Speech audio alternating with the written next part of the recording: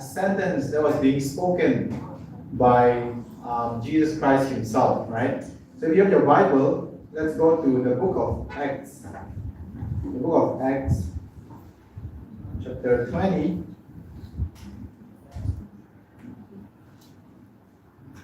And we read verse 35. It's a very, very familiar Bible passage for most of us, if not all. And today we'll take some time to ponder upon this very word of Jesus. Okay, Acts chapter 20, verse 35. Here it says, reading in King James Version, I have shown you all things, how that so laboring ye ought to support the weak. This is Paul speaking. And to remember the words of our Lord Jesus, how he said, and this is Jesus speaking, it is more blessed to give than to receive. It is more blessed to give than to receive. And this is something that we all know, right? More blessed to give than to receive. But what does this actually mean? What does it mean to be more blessed to give than to receive? I believe it's nice to receive blessings in it.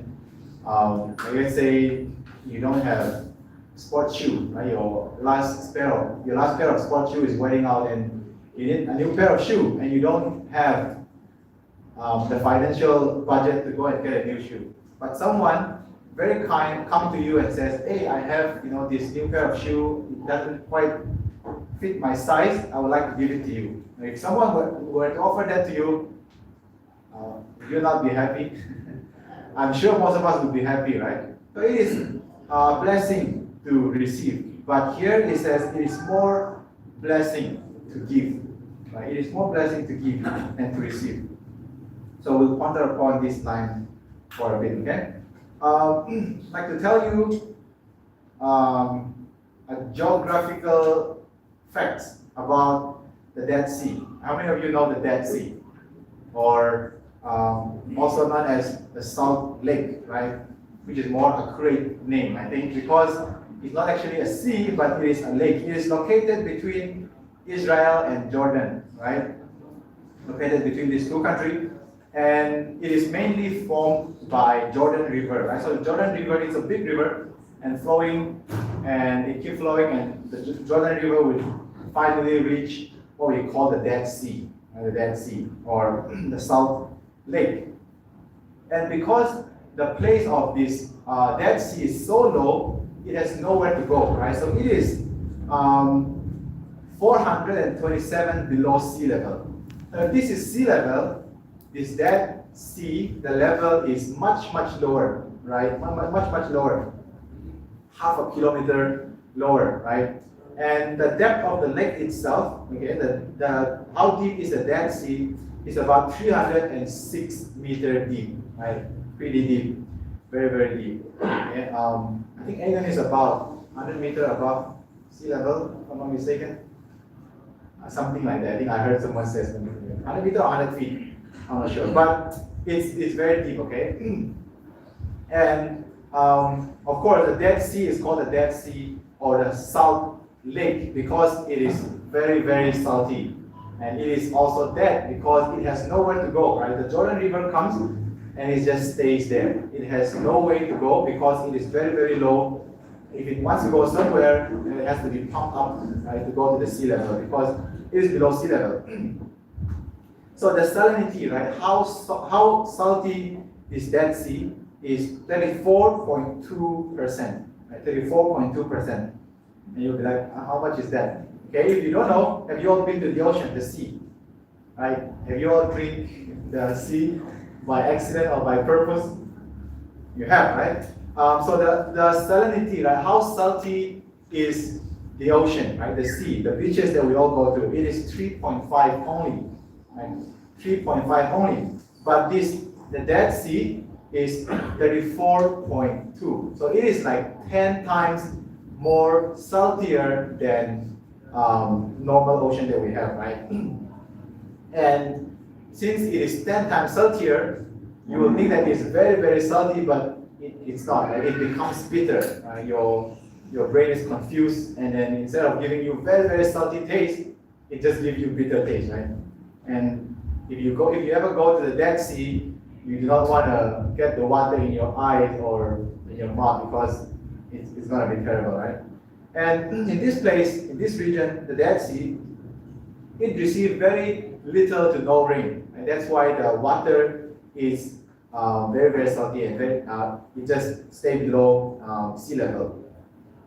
And the Dead Sea is slowly dying, meaning slowly drying up. Every year, it will go down by a few inches because the main source of this Dead Sea, which is the Jordan River, is also being irrigated to farms and to other places, right? So the source is getting lesser and lesser, so the Dead Sea is also getting lesser and lesser, right? And because of that, the only way for the water in the Dead Sea to escape is through evaporation, right? A few slides ago, I think Kenny explained a little bit what evaporation is.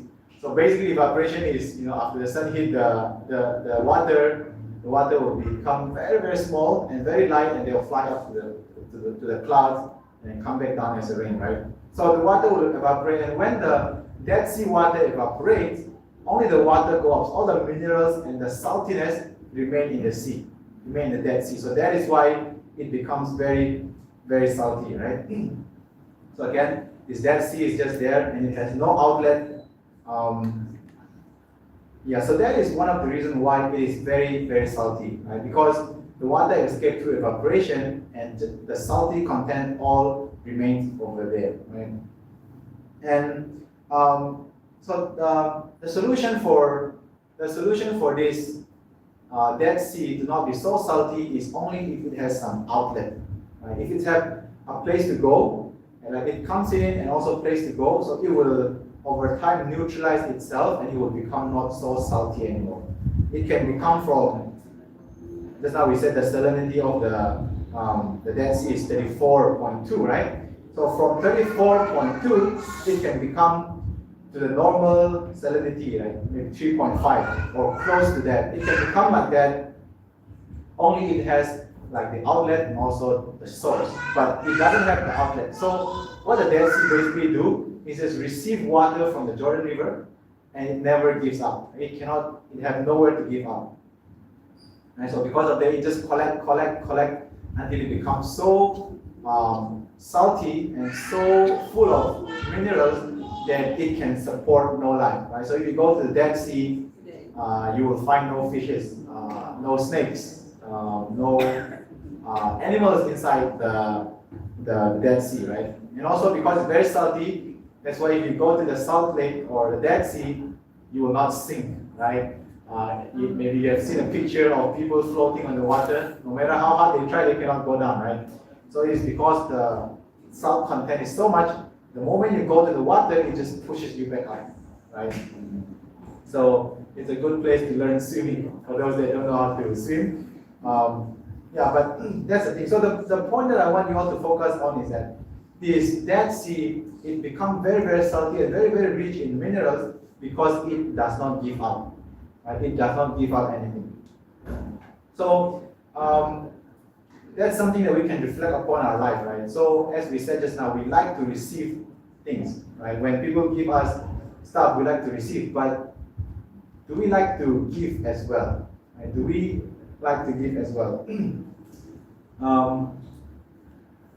It is very easy to receive, but when it comes to giving, it's just become a little bit harder. Right? So that is something that we can reflect upon from this Dead Sea. And because it keeps receiving, it becomes to a point where it cannot support life. So I believe if we as human beings keep on receiving and never give out, we can be somewhat like the Dead Sea, right? Cannot support life, cannot function normally. Okay. And moving on, let's go back to Acts chapter 20, verse 35. So the background of the story is that, as we all know, Paul, right? He has been converted just a while ago, and now he began to work with different people. And then at this point, he's going to a specific place. And previously, he was sharing his farewell speech to the church of the leaders of Ephesians, right? And he's telling them, his farewell speech, and that is where he began to say, okay, let's go and read by ourselves. Okay. Acts chapter 20, we'll read from verse 33. So Paul is speaking to the leaders of Ephesians, and he's saying his farewell speech, right? So he's very born, right? He loved Ephesian church, and the Ephesian church also loved him, right? So they have very good connection. But Paul is going to say goodbye. I have to go. This is my farewell speech, right? Acts 20:33 is what Paul says. I have coveted no man's silver or gold or apparel.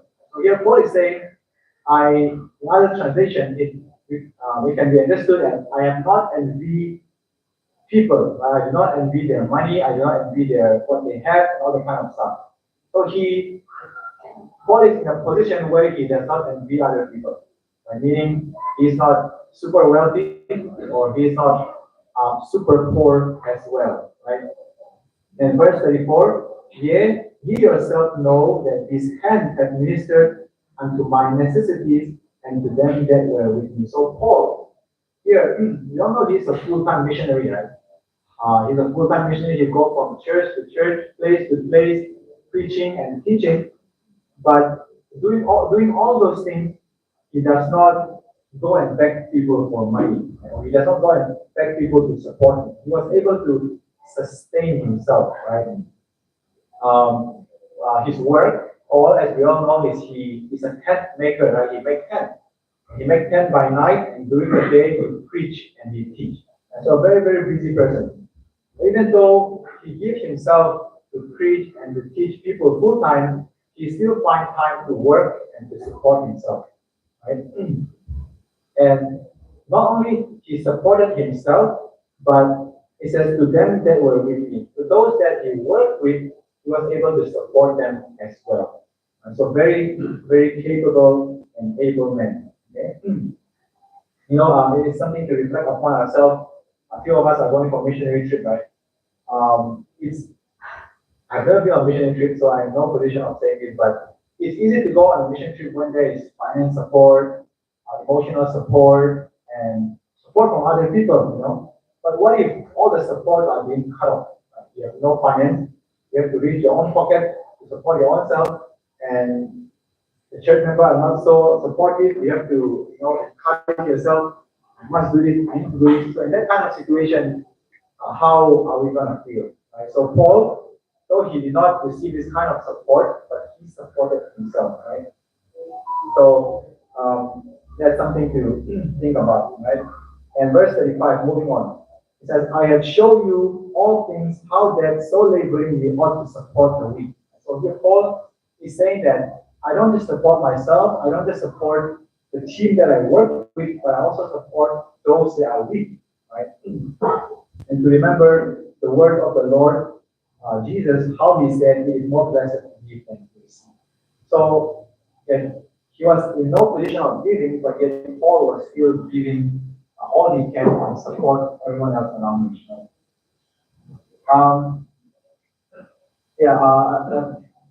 A short story of a lady, right? She came across this word. It is more blessed to give than to receive. And she was like, I want to experience this verse in my real life, right? She's a preacher's wife, and then she decided, okay, I'm gonna take all my shirts, take all my clothes, I'm gonna donate to the poor, donate to my friends, and then give it to those that need it. Right? So she did it. And if you are the husband, right? Your wife begins to give all her shirts away. If you're the husband, how would you feel? Maybe you'll be like, okay, you're gonna come to me, maybe you're gonna go and buy some new clothes later, and I'm gonna have to reach my own pocket to get that new clothes. Right? Maybe you'll be worth a little bit. But she didn't, right? She didn't. So she decided to give all her clothes. Maybe she gave for herself a few pair of clothes. And she did that. And a few weeks later, what happened was, there's this strange person approached the wife, and he says, hey, I have this shirt that I received from, I don't know, a specific place, and would you like to see whether it fits? And the wife said, yeah, sure, let me take a look. And the wife, she take a look, and then she found out that all these shirts are designers' clothes, and they still have it's a brand new shirt. See like all the original price tag, very expensive and designer clothes. And funny thing is all the shirt fits her. So she have more. She received more. So at first she decided to give, but now like God returned her, right? And she had designer clothes better and much more blessed. So there was a little experience that a woman shared regarding this. This was more blessed to give than to receive. And here are a few things that the Bible tells us happens when we begin to give, right? When we begin to give. Let's go to the book of Galatians chapter 6, verse 7. Galatians 6, verse 7.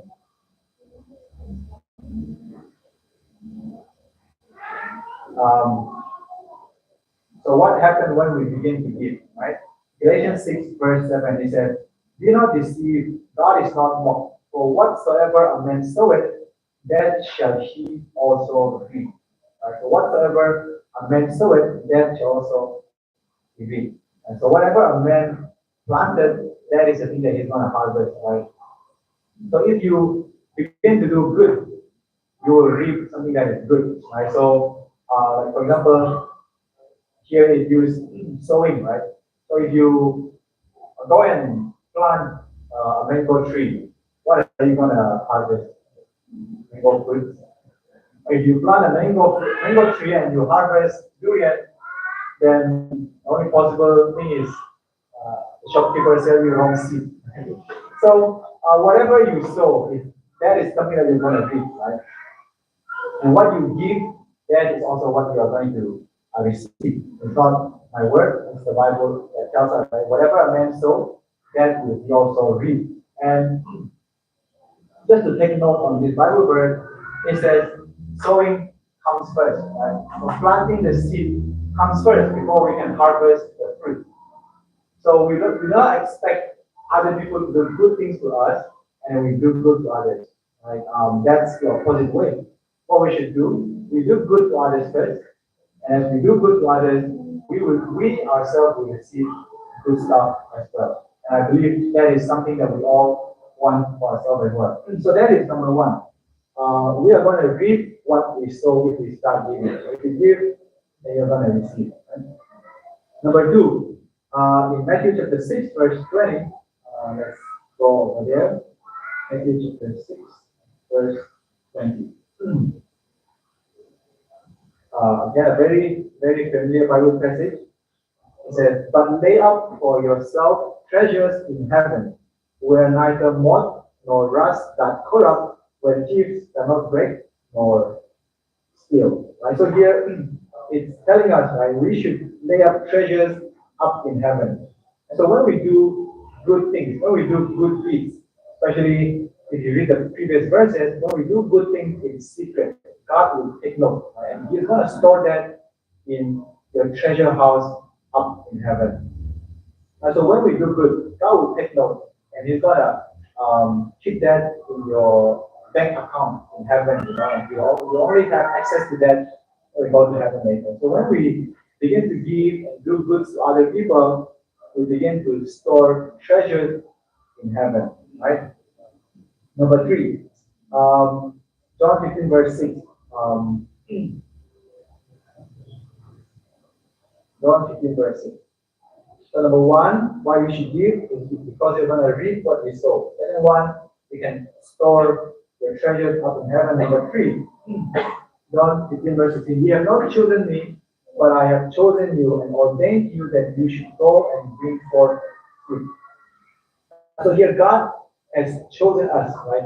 God chose us to bring fruit, to bring fruit, right? So what happened when we give, when we begin to give, is we can become a tool for God to use in order to answer someone's prayer, right? So as we said, going back to the shoe, maybe you need new shoes, right? You don't have shoes. And you're asking God, I need new shoes. You're praying. And God touches the heart of someone. And then someone comes to you and gives you shoes. Now God is using that person to answer your prayer. Right? The same can be said. So when we begin to give to those that needed it, we can be a tool that God used to answer someone's prayer. That is a high privilege. Imagine God is using you to answer someone's prayer. Yeah, that's something that's very honorable. Okay. So number three, we can become a tool for God to answer someone's prayer when we begin to give what we have. Number four, in Matthew chapter 25, verse 40. Um,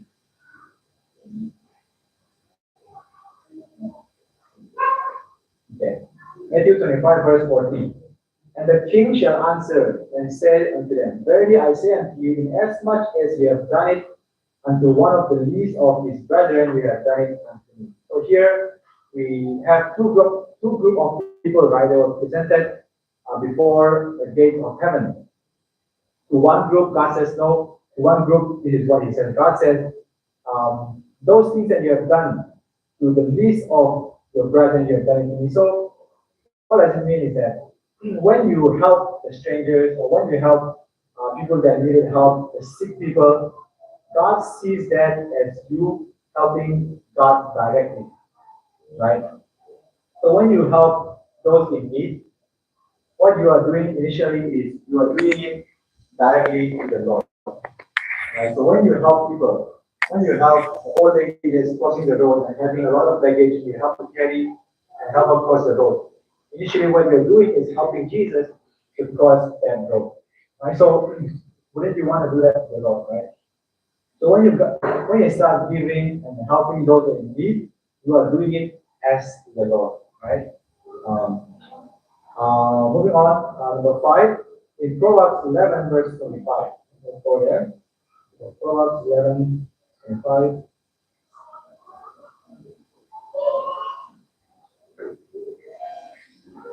Okay, this is what happened when you give. Proverbs 11, verse 25. The liberal soul shall be made fat, and he that watereth shall be watered himself also. Right? So he that watereth shall be watered himself also. So if you water, you yourself are going to be watered as well. So when you give, you yourself will be given. So you're going to receive as well. As you give, it's not going to just keep on going, but it's going to be filled as well, right? Like the story of that woman who gave all her clothes, even though she had no more clothes, but a few days later, her clothes were filled again with much better clothes, much better design, right? So we receive more in return as we begin to give. He that watered, the same shall be watered himself as well. Okay. Number 6, last point. Okay. Let's go to Genesis chapter 12, verse 2. Genesis 12, verse 2. It's talking about God speaking to Abraham. It says, and I will make thee, and I will make of thee a great nation, and I will bless thee and make thy name great. Thou shalt be a blessing. Right? So God here is saying to Abraham, I will bless you, I will make your name great, so that you can be a blessing to others. Right? So initially, the whole purpose of God blessing us is so that we can bless other people. Right? We can bless other people. So we are blessed so that we can be a blessing to other people. So we fulfill the purpose of God blessing us. Right? So to recap, right? So when we start giving and offering help or supporting those that needed it, first one, we know that we're going to reap what we sow.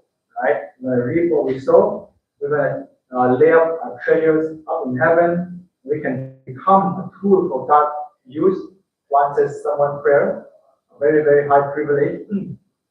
Number 4, it is doing it to the Lord. You are helping, so you are helping that old lady, but actually you are just helping God. Right? Number 5, you will receive more return. He that watered, the same shall be watered as well.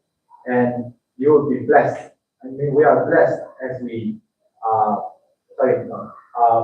we are blessed so that we can be a blessing to other people. Let's not forget that. Okay, so the means that we have, we're not supposed to just use it for ourselves, but to those that need it, we can support them. Right? So moving on. And so giving or helping those in need does not just limit to our possession. Right? It does not limit to how much money you have or how much things you owe, your possession, your car, your house. It does not limit to those things. Right? There's so much more we can give and we can offer to other people.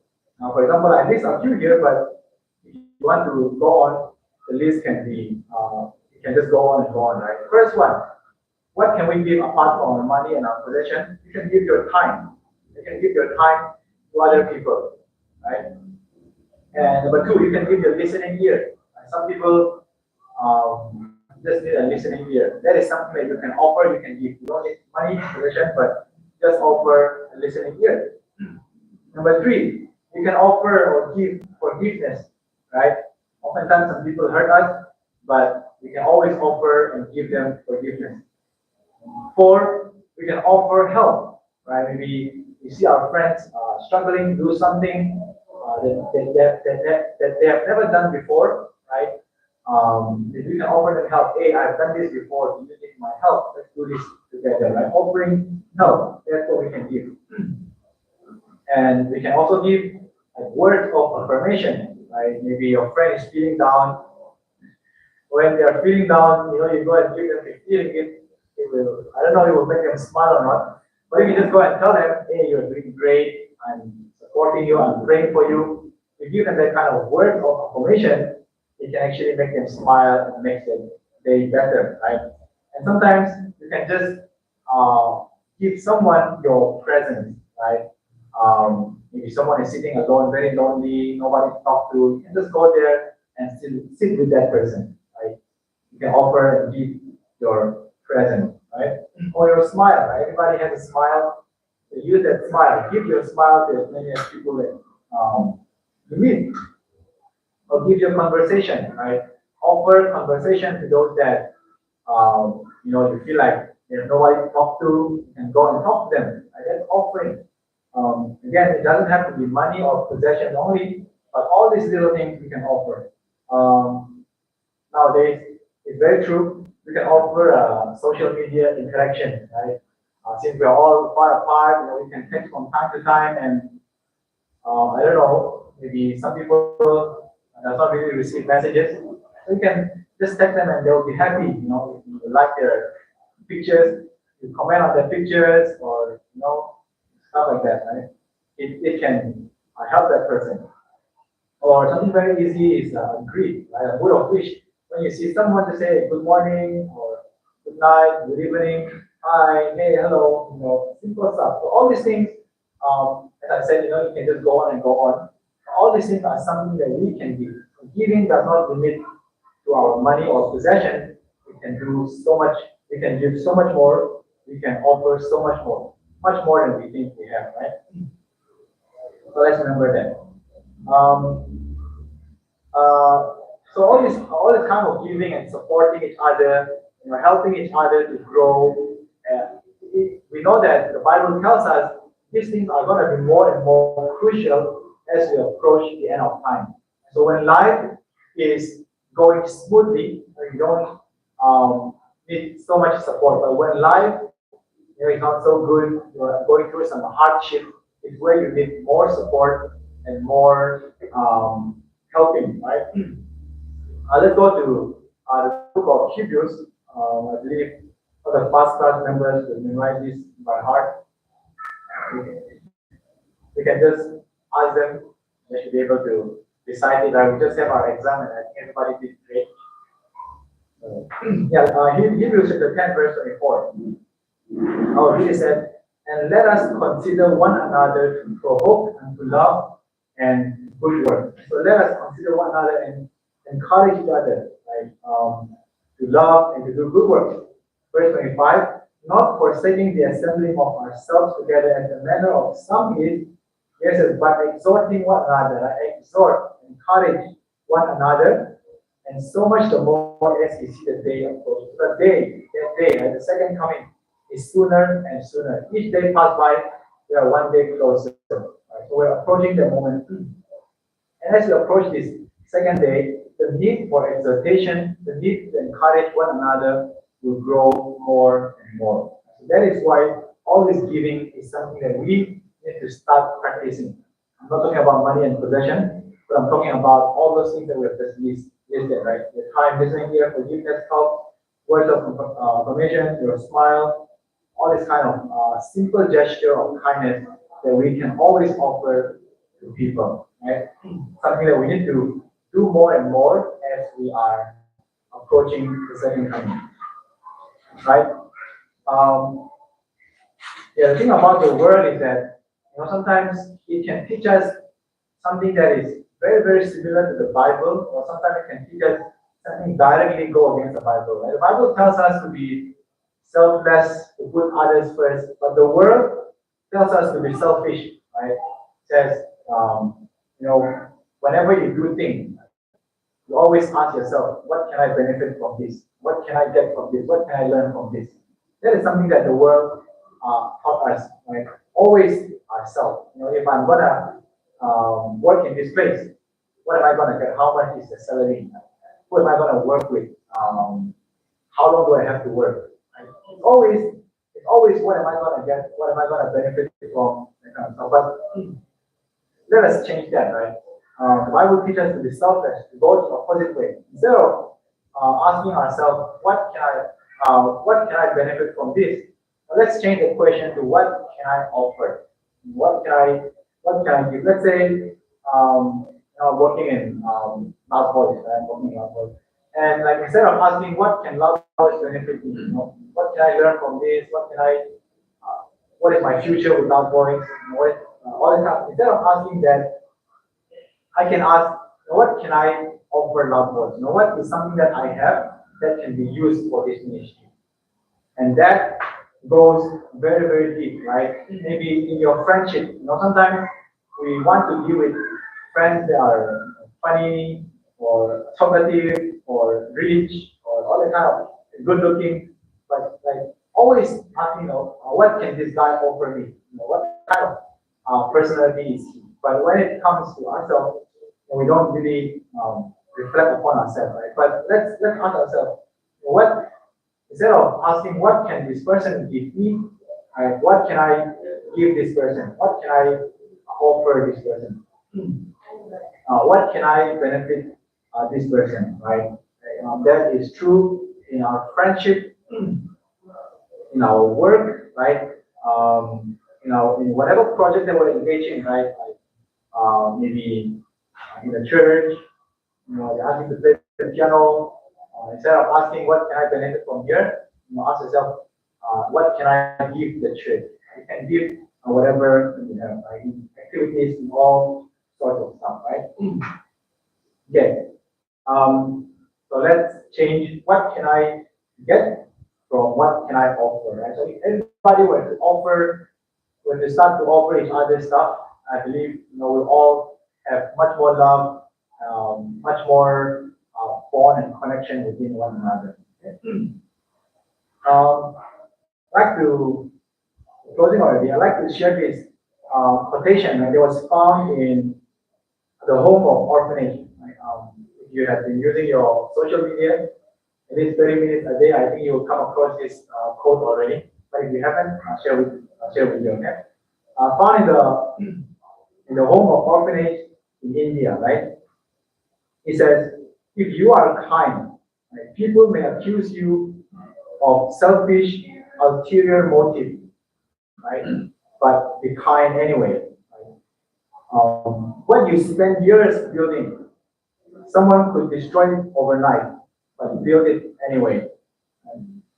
The good that you do today, people will often forget it tomorrow. Do good anyway. Give the world the best you have, and it may never be enough. Give the world the best you've got anyway. You see, in the final analysis, it's between you and your God anyway. Right? So let us begin to not only seek for things that we can benefit ourselves, but let's look for ways that we can offer. Let's look for ways that we can contribute to whatever society, friendship, work, or activities that we're engaged in. Okay? Let us give more. And as we see all the Bible promises, as we give more, we're going to reap what we sow. Right? We give a good smile. Tomorrow you're going to receive a good smile. You're going to lay up your treasure in heaven. You can become a tool for God to use to answer someone's prayer. And when you are doing good, you are doing it to the Lord and not just to random people. And you're going to receive more and better in return. And the whole purpose of being blessed is so that we can bless other people. And so we fulfill the point of being blessed. Okay? So that is a simple sharing for today. Let us think less of ourselves, but more of others.